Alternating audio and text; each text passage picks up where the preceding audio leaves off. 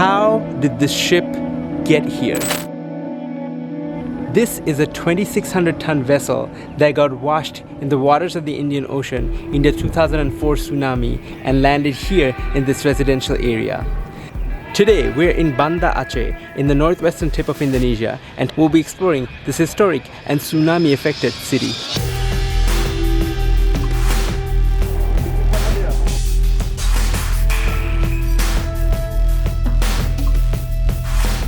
Freedom is all we fight for. Hey guys, just arrived in Banda Aceh about an hour ago. Much to my displeasure, it is raining a lot. I wanted to see a lot of sights today, but I don't think that's gonna happen, or much of it's gonna happen. So Banda Aceh is the capital of the Aceh province, and it is the northwesternmost city of Indonesia, the northwesternmost province of Indonesia. The word Banda comes from Bandar, which in the Persian language means port. This place is also called the port to Mecca. This is because back in the day, all the Muslims in Indonesia would come through this city on their way to perform the pilgrimage at Mecca because of this place's geographical location. Oh, and one more thing, Acehnese coffee is some of the best coffee in all of Indonesia.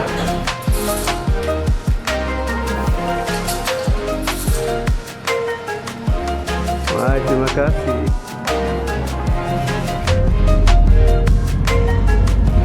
The province of Aceh, and especially the city of Banda Aceh, has been a place of conflict for hundreds of years. This place has always had a very strong cultural identity and always resisted for an invasion. There have been various conflicts here between the Acehnese people and the Portuguese and the Dutch colonials, and as well as Japan after World War II, and even the Indonesian government.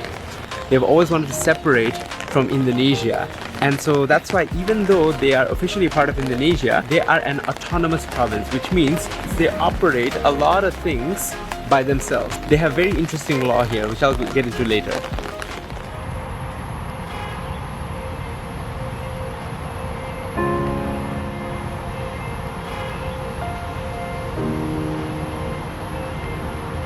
Amongst hundreds of years of conflict, some of the most brutal conflict occurred in this region between the Sultanate of Aceh and the Dutch. Between 1873 and 1904, there were a series of wars called the Dutch Wars, or the Infidel Wars, where thousands of soldiers on both sides got killed. The very interesting thing is, the bodies of the Dutch soldiers killed in war were treated with the highest respect and given a proper burial here in the cemetery where we're visiting. This is Kerkhof, one of the largest Dutch cemeteries outside of the Netherlands.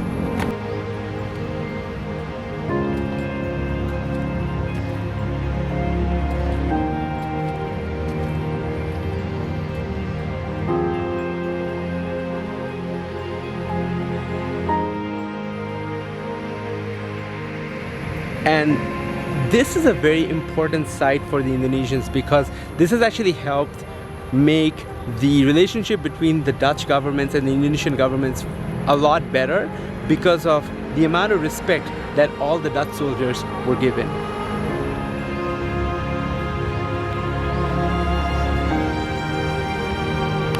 Now let's come to one of the more recent historical events in Aceh.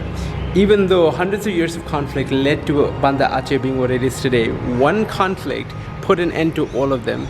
And this was not a conflict against the Dutch or the Portuguese or even the Japanese or Indonesians. This was a conflict against the Indian Ocean. Yes, on 26 December of 2004, the history and fabric of the city completely changed in one day. An earthquake of magnitude 9.2 hit this region and sent waves of over 100 feet across this entire city, killing about 1/5 of the entire population of this place. Behind me is the Tsunami Museum of Banda Aceh, which is here to remind people of the chilling events that happened that December. According to reviews online, this is one of the best and most well-curated museums in the entire world. But as my luck has it, it is closed today and tomorrow, the only 2 days that I'm going to be in Banda Aceh. So sadly I won't get to experience it, but I'll try to find some links and try to find some material on it so that I can show you guys.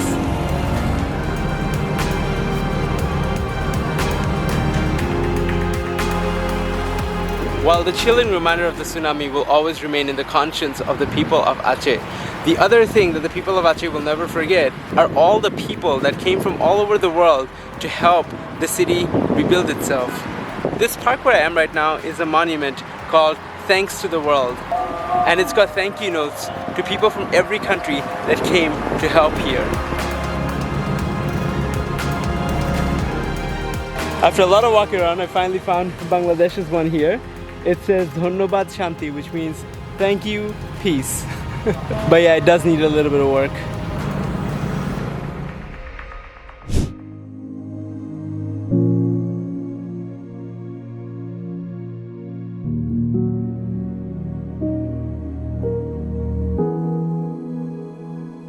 This is a 2,600-ton vessel that got washed in the waters of the Indian Ocean in the 2004 tsunami and landed here in this residential area.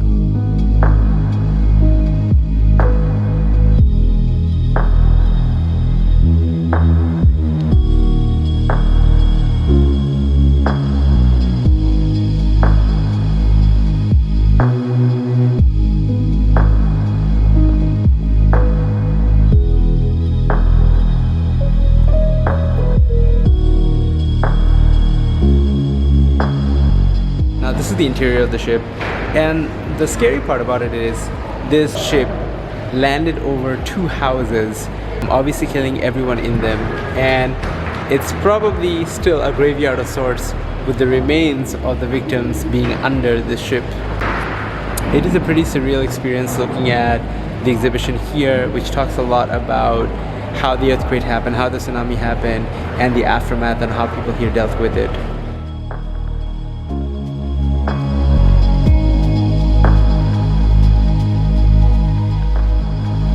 Some of the waves of the tsunami were apparently as high as 100 feet. They were so powerful that it could lift up this ship and bring it 3 kilometers.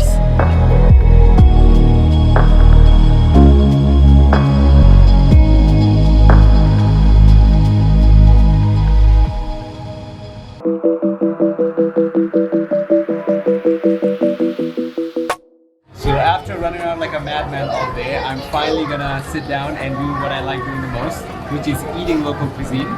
So if you guys watched the last video, you guys know that I'm already super happy about the food situation in Sumatra.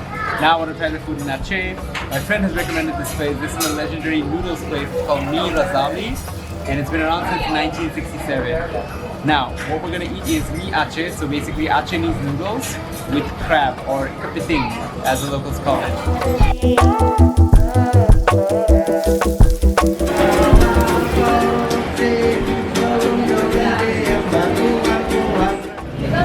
Already looks so freaking good. I cannot wait to delve in. The color in it is absolutely crazy, and yeah, let's dig into it. That was one epic hearty meal. Pro tip, never wear a white shirt as you'll get it stained just like me.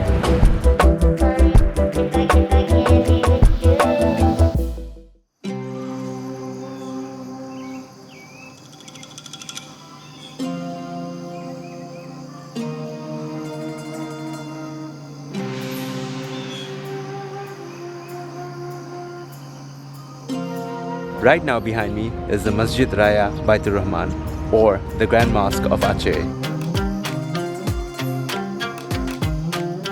It is by far the most spectacular structure I've seen on this trip.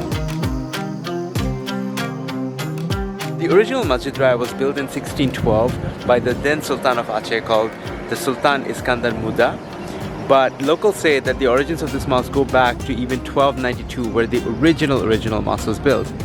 When the colonial administration of the Dutch East Indies first invaded Aceh, the Acehnese, as a form of retaliation, actually fired shots from this mosque towards the Dutch. This resulted in reverse fire, which actually burned down the roof of the original mosque here. The Acehnese were obviously infuriated about this, so General van Swieten of the Dutch administration promised the Acehnese that they will rebuild the mosque. In 1879, the Dutch rebuilt the mosque as a gift to the Acehnese people as a sign of friendship. The mosque was completed in 1881, and at first, because the mosque was so different to what the Acehnese people were used to, and because it was built by the Dutch, some people even refused to pray here. But later on, things improved, and now it's a symbol of Banda Aceh.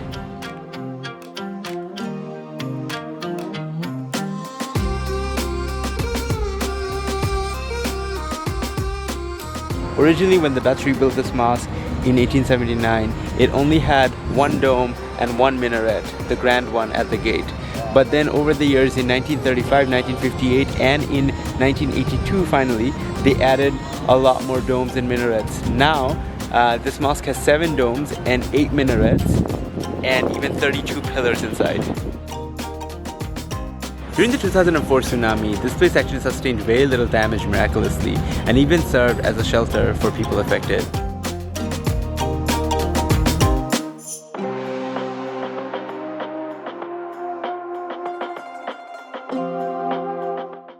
Hey guys, I'm just at the airport waiting to leave Banda Aceh, and I've had the most amazing time here. The people are so sweet here.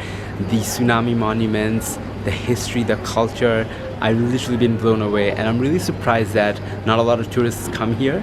I'm pretty sure I was the only international tourist who was going around here during this time.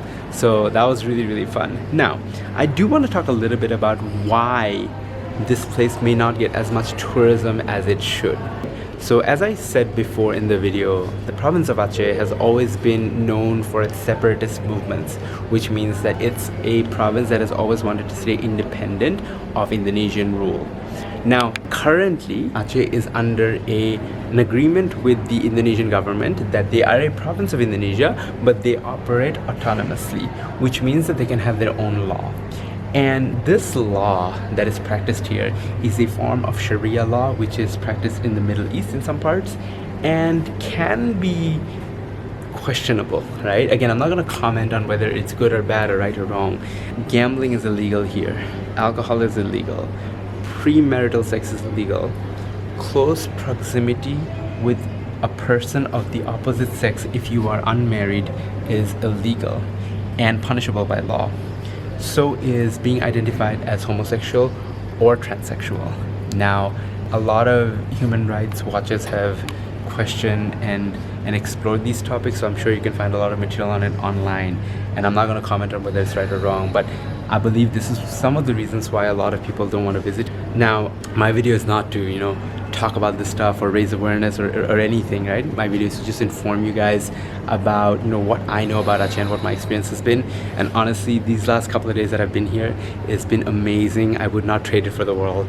And I highly encourage you, if you do make it out to Indonesia and you want to make it out to this corner of this beautiful island of Sumatra, come check it out. It is definitely something worth seeing.